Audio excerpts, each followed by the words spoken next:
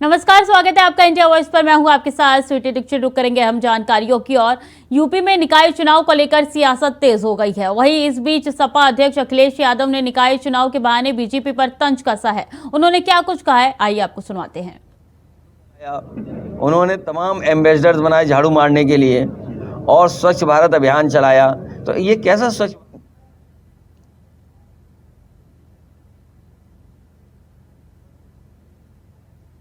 चुनाव की तैयारी है। जहाँ जहाँ बीजेपी के चेयरमैन हैं, जहाँ जहाँ बीजेपी के मेयर हैं, वहाँ सबसे ज़्यादा मच्छर हैं, सबसे ज़्यादा कूड़ा है, सबसे ज़्यादा गंदगी है। और तब है जब प्रधानमंत्री जी ने झाड़ू उठाया, झाड़ू लगाया।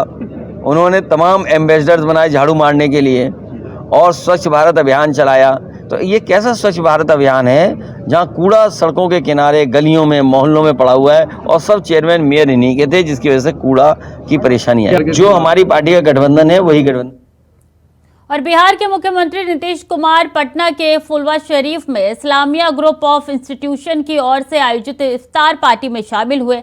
नीतीश कुमार के साथ बिहार सरकार में मंत्री विजय चौधरी भी मंच पर दिखाई दिए। वहीं इस पर बिहार के बीजेपी प्रदेश अध्यक्ष सम्राट चौधरी ने तंज कसते हुए कहा कि उन्हें सासाराम जाना चाहिए।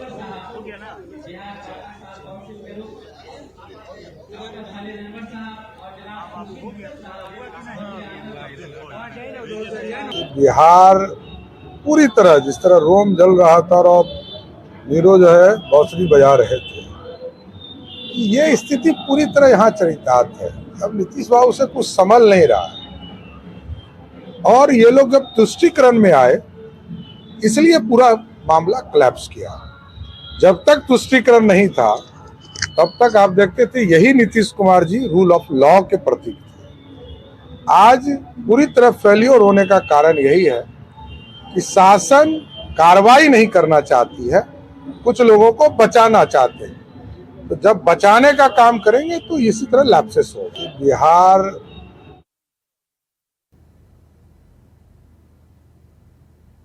नौटंकी इन्हें बंद करना चाहिए। पूरे बिहार में दंगों को इनने प्रश्रय दिया, झुलसाने का काम किया, गले लगाकर पीठ में छुरा घोंपने का जो नीतीश जी का वहां कर स्वांग है। नीतीश कुमार जी, समरसता क्या होती है मध्य प्रदेश आओ और देखो, शिवराज सिंह जी से सीखो कि रामनवमी की यात्रा पर फूल बरसते हैं। आपके यहाँ की तरह नहीं है कि दंगाइयों को प्रश्रय दें। और अलीगढ़ में हड़ताल पर प्राइवेट चिकित्सक, सभी प्राइवेट चिकित्सकों की हड़ताल। राजस्थान सरकार के राइट टू हेल्थ बिल का विरोध जताया जा रहा है। सभी इमरजेंसी सेवाएं रहेंगी बाधित। मरीजों को हो रही है भारी परेशानी। अल्ट्रासाउंड, एक्सरे जैसी सेवाएं बाधित। लाखों की तादाद में आते हैं मरीज। बड़ी जानकारी दे रहे हैं भगवान कहे जाने वाले डॉक्टर हड़ताल पर चले गए हैं। सभी प्राइवेट डॉक्टर जो है हड़ताल पे जा चुके हैं और राजस्थान सरकार के राइट टू हेल्थ बिल का विरोध कर रहे हैं। इसी के साथ जानकारी दे रहे कि सभी इमरजेंसी सेवाएं बाधित होंगी। इसी के साथ आगे आपको बता दें कि इमरजेंसी सेवाओं के साथ साथ मरीजों को परेशानी भी काफ़ी उठानी पड़ रही है। और जिस तरीके से राइट टू हेल्थ का जो है राजस्थान में ये लागू हुआ है, उसके बाद से ये विरोध जताया जा रहा है। अल्ट्रासाउंड, एक्सरे से जैसी सेवाएं बाधित होंगी और लाखों की तादाद में आते हैं मरीज। इसके बाद से क्या माहौल होगा ये तो वक्त ही बताएगा, लेकिन बड़ी जानकारी आपके साथ साझा करें। भगवान कहे जाने वाले डॉक्टर जो है वो हड़ताल पे जा चुके हैं। प्राइवेट हॉस्पिटल के डॉक्टर हड़ताल पे जा चुके हैं और प्राइवेट चिकित्सकों का हड़ताल जो है वो लगातार जारी है। राजस्थान सरकार के राइट टू हेल्थ बिल का विरोध कर रहे हैं हड़ताल के जरिए। इससे सारी इमरजेंसी सेवाएं बाधित होंगी और काफ़ी लोगों को परेशानियों का सामना करना पड़ेगा। काफ़ी मरीज जो है वो परेशानियों का सामना करेंगे। बता दें कि मरीजों को काफ़ी परेशानी भी हो रही है। इस वक्त बड़ी जानकारी आपके साथ साझा कर रहे हैं कि अल्ट्रासाउंड, एक्सरे जैसी सेवाएं बाधित हो चुकी है, इमरजेंसी सेवाएं बाधित हो चुकी है। तो भगवान कहे जाने वाले डॉक्टर ही हड़ताल पे उतर गए हैं। लाखों की तादाद में मरीज यहाँ पे आते हैं। इस तरीके से अंदाजा लगाया जा सकता है कि क्या माहौल रहा होगा।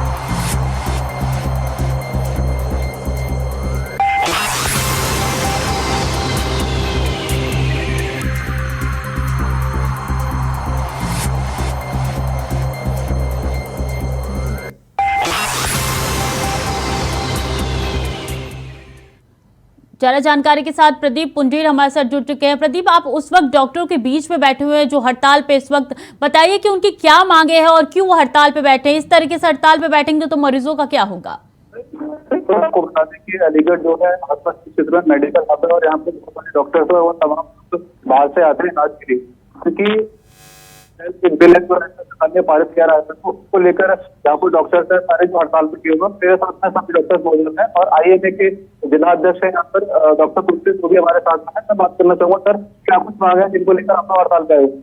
इसमें राजस्थान गवर्नमेंट ने राजस्थान गवर्नमेंट ने बिल पास किया था कि जितने प्राइवेट डॉक्टर्स हैं वो सभी का फ्री इलाज करें और उनका जो पैसा है वो सरकार देगी, लेकिन कब देगी क्या देगी ये क्लियर किया था।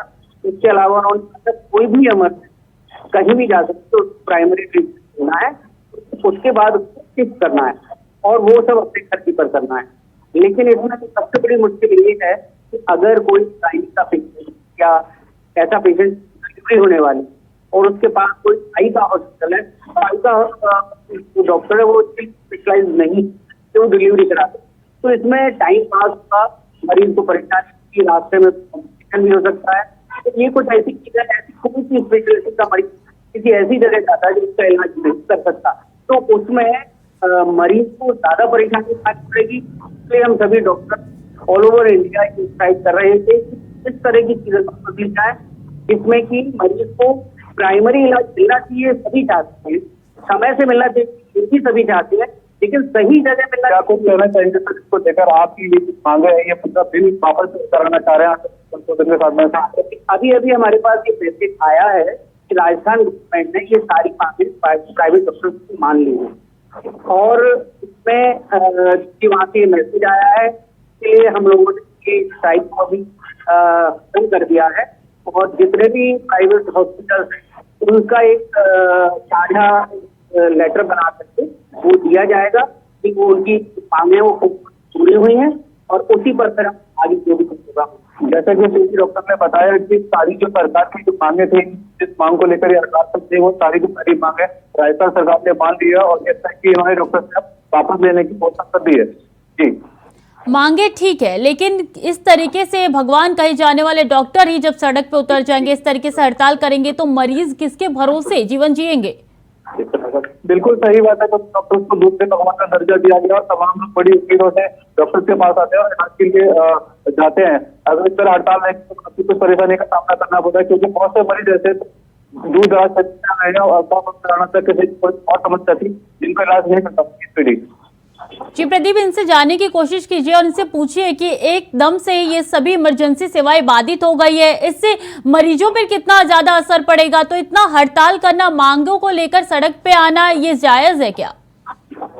देखिए सर, आप लोग डॉक्टर्स हैं और आप लोगों को जीवन देते हैं, आपको भगवान का दर्जा दिया गया, किस तरीके से अचानक से हड़ताल करना और मरीजों के कहीं ना कहीं दिक्कत का सामना करना पड़ रहा है?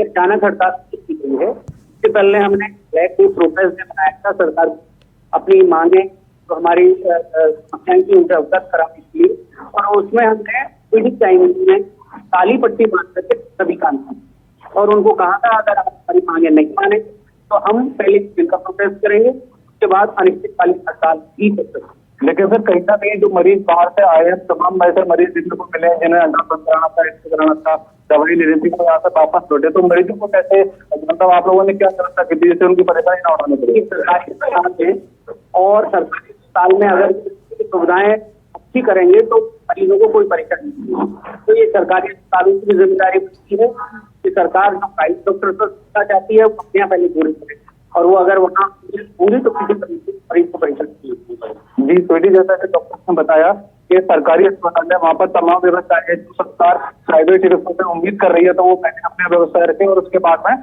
इनके ऊपर व्यवस्थाएं जो बिल पारित किया उसे लागू किया जाए। जी प्रदीप, उनसे जानिए कि कब तक ये हड़ताल पे बैठे रहेंगे, कब तक जो सेवाएं इसी तरीके से बाधित होती रहेगी? जी, जैसा कि उन्होंने अभी बताया था कि हड़ताल पर उन्होंने वापस ले ली है और राजस्थान सरकार ने इनकी जो बिल है, जो मांगे हैं, उनको भी समर्थन दे दिया है। हालांकि भी लेकिन कुछ भी नहीं है, लेकिन उन्होंने आश्वासन दे दिया है कि उनकी मांगे उनको वापस ले बिल पारित किया उसको वापस ले लिया जाएगा। राइट टू हेल्थ बिल में ऐसी कौन सी बात है जो इन डॉक्टर्स को पसंद नहीं आ रही है? आखिर ऐसे कौन सा मुद्दा है जो इन डॉक्टर्स के जरिए लगातार उठाया जा रहा है? सर ऐसा क्या मुद्दा है बिल में जो इसको लेकर आप हड़ताल की और आपको दिक्कत है कि ये बिल पर जो है वापस होना चाहिए? ये इसमें अगर इमरजेंसी पेशेंट आता है तो करना पड़ेगा। जैसे बताया कि आपका डॉक्टर और सर केस आ गया तो वो मरीज के साथ देखो तो राइट टू हेल्थ आप मेरे ठीक तो जो स्पेशलाइज टेक्निक है वो से नहीं कर तो इसमें नुकसान है वो गरीबों का ही और मरीज कि जहाँ पर आप अब मरीजों को तो डॉक्टर है तो इसमें डिफरेंशिएट कौन सा डॉक्टर है आपका डॉक्टर कौन सा वो तो जाएंगे साहब आप इलाज करो और जब वो पैसे चीज में स्पेशलाइज टेक्निक अपना अच्छा नहीं करता तो इससे क्या होगा जो इमरजेंसी है अपना टाइम वेस्ट होगा। अब मरीज को पहुंचता है तुरंत यहाँ पर इस तरीके से रहेगा तो टाइम वेस्ट होगा, सफर करेंगे हम। जी बिल्कुल, उनका साफ तौर पर कहना है कि अल्टीमेटली जो नुकसान है वो मरीजों का नुकसान है, क्योंकि राइट टू हेल्थ कहता है कि जो नजदीकी जो पेशेंट होगा उसको नजदीकी चिकित्सा ले जाया जाएगा, उसका इलाज किया जाएगा, ना तो उससे फीस दी जाएगी। अगर डॉक्टर अवेलेबल नहीं है, अगर इलाज करने में असमर्थ है तो जो एम्बुलेंस करने की व्यवस्था भी डॉक्टर की जिम्मेदारी होगी। ऐसी बहुत सारी बातें जिसको लेकर डॉक्टर हड़ताल पर आए हुए थे। जी प्रदीप, इनसे जानने की कोशिश कीजिए, अगर कोई राइट टू हेल्थ बिल जिसका वो विरोध लगातार जता रहे हैं, अगर सरकार ने इनकी मांगे नहीं मानी, ये बिल वापस नहीं लिया, तो वो कौन सा बीच का रास्ता है जो ये अपनाएंगे? सर किसी तरीके से अगर जो आपकी मांगे हैं अगर नहीं मानी गई तो क्या ऐसा कौन सा रास्ता होगा जिसके जरिए आप लोग किस रास्ता निकालेंगे? देखिए अभी तो राजस्थान सरकार ने किया है कि मांगे, लेकिन अगर नहीं मानी तो दोबारा हम किसी दूसरी स्टेज पर आ चुके हैं। हमने इनकी सांकेतिक सरकार रखी है और ये सब इनके बाद ही रखी है। अगर नहीं मानी जाती तो अनिश्चितकालीन हड़ताल के लिए जा सकते हैं और उम्मीद करते हैं कि मरीजों के लिए सरकार साथ दे, उसके साथ अन्याय न करे, मरीजों के साथ अन्याय न करे, डॉक्टर के साथ अन्याय न करे और मरीजों को लोग अपनी तरफ से सहायता करते हैं, अपनी जो ट्रीटमेंट देते हैं उसको निरंतर मिलता रहे, इसको वो केयर मिलती रहे हम सभी लोग। जी बिल्कुल जी कुछ कहना चाह रहे? हमारी मांग सरकार से ये है कोई भी अगर इसका बिल आए तो मेडिकल संगठन में पड़ा हो, कम से कम भी मेडिकल एसोसिएशन नेशनल या स्टेट उनसे सलाह मशवरा रखता है जिससे मरीजों और डॉक्टर का हित देखा जाए। तो सरकार भी अपने खुद से बचे और इसे पूरे का फायदा है। आप बिना जिस पर लेके आएंगे तो दिखाई देते हैं। बिल्कुल, जैसा उन्होंने बताया कि अगर इनका बिल मांगे नहीं माने जाते तो अनिश्चित हड़ताल पर भी जा सकते हैं। इसका साफ तौर पर कहना है कि सरकार कोई भी ऐसा बिल या कोई भी ऐसी चीज लेकर आती है तो पहले IMA से डिस्कस करे और उसके बाद में उसे इम्प्लीमेंट करे।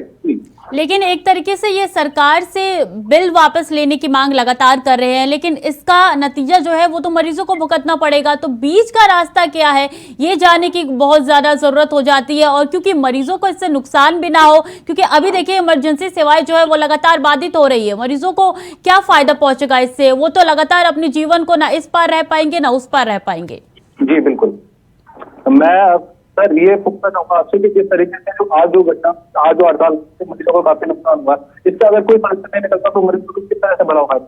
क्योंकि ये तो सरकार को पहले सूचना है तो भला करने के लिए, लेकिन अगर इस पर कितनी दी जाएंगी बताई जाएगी तो हमें आगे तो खाना पड़ता है। तो हमारी तो सरकार से यही अनुरोध है कि इस तरह की बिल ना लाए जाए, और अगर कोई बात ऐसी है जो मिलाना है IMA के हमारे नेशनल ऑफिसर्स हैं, स्टेट के लोग हैं, उनसे मशवरा करके उनके साथ रहकर उनको बता करके इन चीजों को लाया जाए, तो इससे अल्टीमेट नुकसान मरीजों का होता है जो हम लोग।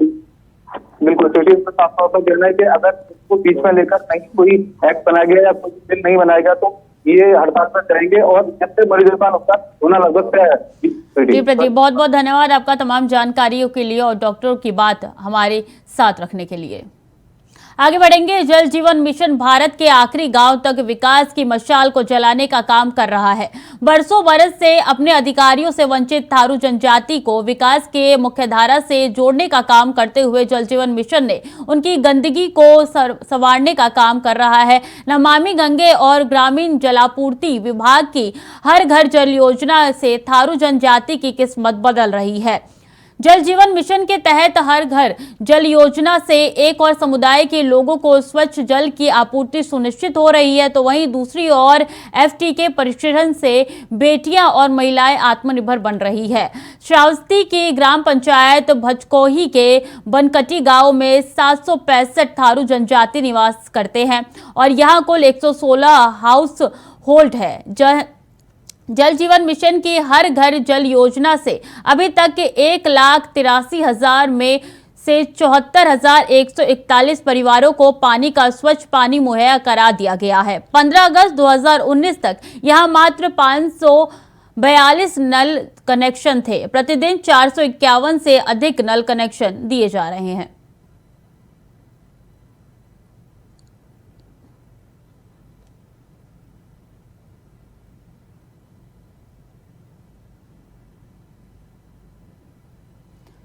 तो जल जीवन मिशन का धीरे धीरे से विस्तार हो रहा है और इसी विस्तार में देखिए कई ऐसे गांव हैं जहां पे पानी पहुंच रहा है। बता दें कि पहले के मुकाबले अब ज़्यादा गांवों में पानी पहुंचने का काम लगातार जारी है और थारू जनजाति के घर भी लगातार पानी जो है वो पहुंच रहा है। प्रियम ज़्यादा जानकारी के साथ हमारे साथ जुड़ चुके हैं। प्रियम, देखिए ये वाकई में बड़ी बात है कि जल जीवन मिशन के तहत जो है पानी इतने घरों में पहुँच रहा है, खासकर थारू जनजाति के घर में। बिल्कुल, देखिए थारू जनजाति के जो लोग हैं बड़ी संख्या ऐसी है जो उत्तर प्रदेश में निवास करते हैं। कई ऐसे ज़िले हैं जहां पर इस समुदाय के जो लोग हैं वो रहते हैं, लेकिन उनके साथ एक बड़ी समस्या थी कि पेयजल की व्यवस्था उनके लिए नहीं हो पाती थी और उसकी वजह से कई समस्याएं होती थीं।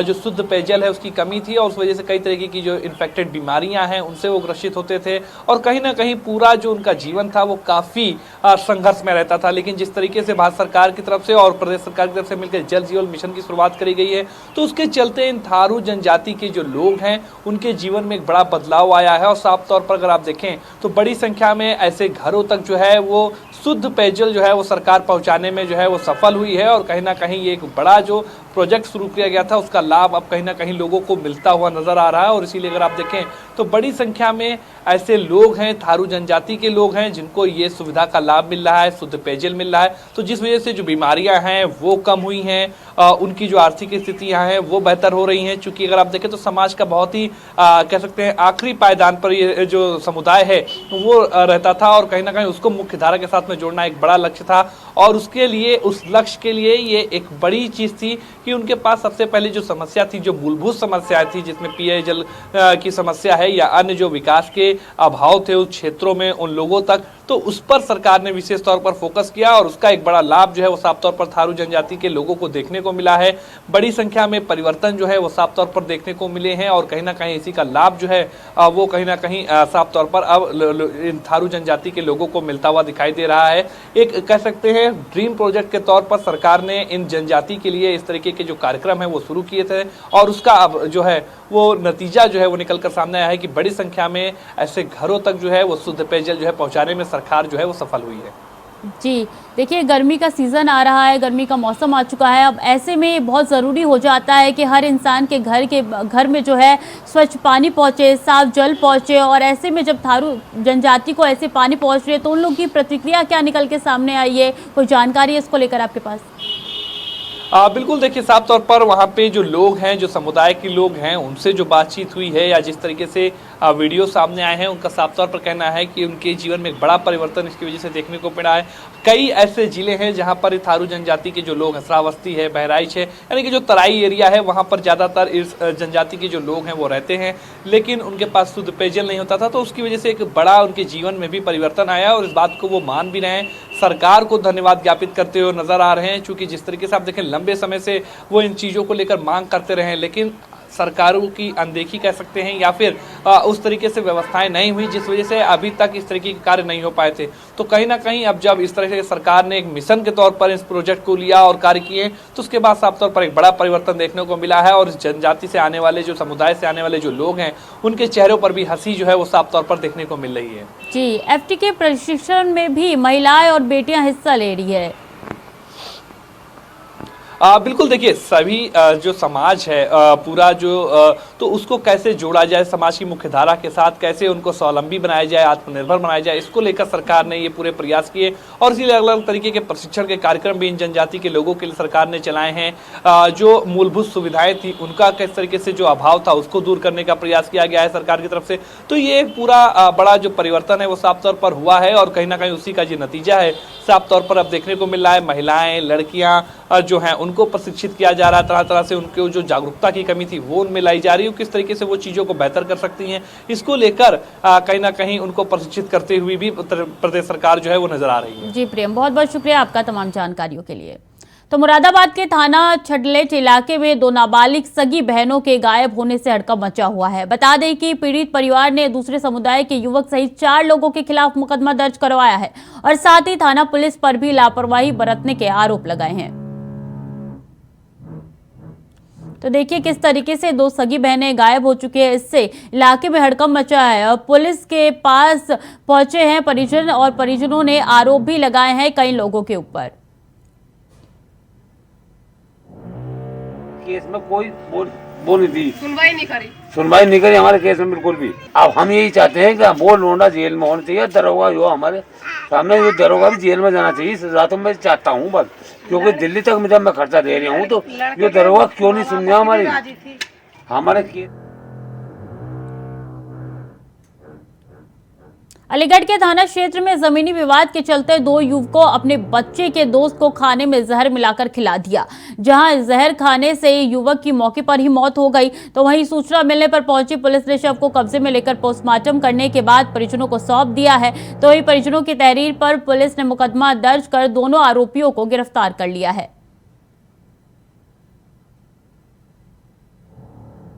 भाई को जहर दे के मारा गया। एक पेट्रोल पंप के पीछे बस्ती है, एक तो वहाँ का रहने वाला है पिंटू और दूसरा काजाबाद का सतीश। मेरे भाई का छोटे पर फोन आया था खबरदार रामगढ़ रोड पे पीछे जो पेट्रोल पंप है दिनेश गुप्ता का 2 लोग अरेस्ट हो गए। कौन कौन हुए? एक पिंटू ही है और एक सतीश। मैनपुरी से बड़ी दर्दनाक खबर सामने आई है, जहां भोगांव थाना क्षेत्र के परतापुर के पास तेज रफ्तार रोडवेज बस ने ई रिक्शा और ऑटो को टक्कर मार दी है। बता दें कि 1 दर्जन से अधिक सवारियां घायल हुई है और एक व्यक्ति की मौके पर ही मौत हो गई है। सभी घायलों को जिला अस्पताल के इमरजेंसी में भर्ती कराया गया है। बताया जा रहा है कि पुलिस ने रोडवेज बस को हिरासत में ले लिया है और भोगांव थाना अध्यक्ष जिला अस्पताल पहुंचकर घटना की जानकारी लेने में जुट गए हैं।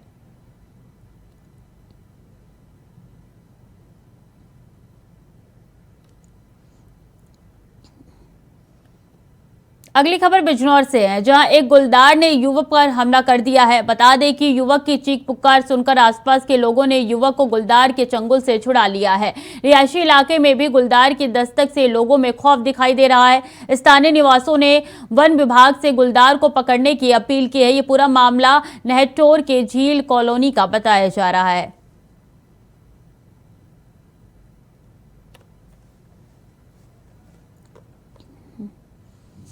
हमीरपुर के राठ में पुलिस और बदमाशों के बीच मुठभेड़ हुई। बता दें कि बदमाश पर 25,000 का इनाम है। मुठभेड़ के चलते लुटेरे सोहेब के पैर में गोली लग गई है, तभी घायल को पुलिस ने जिला अस्पताल में भर्ती करवाया। यह मामला हमीरपुर के राठ कोतवाली इलाके का है।